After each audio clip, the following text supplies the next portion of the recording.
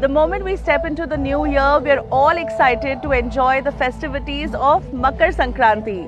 And what better than celebrating this beautiful festival by flying kites at the lovely campus of Pravashee International Academy.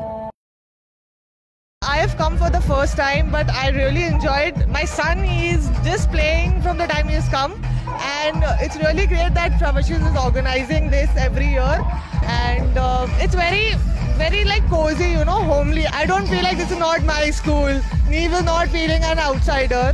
छान वाटलं, नवीन एक संकल्पना आहे ही, त्यामुळे खूपच छान वाटलं मनापासून. बराच वेळ झाला आम्हाला, आम्ही पतंग उडवतोय आणि खूप मजा येते यामध्ये.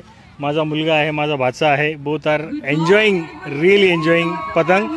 छान असं सगळी अरेंजमेंट केलेली आहे. Thank you so much for that.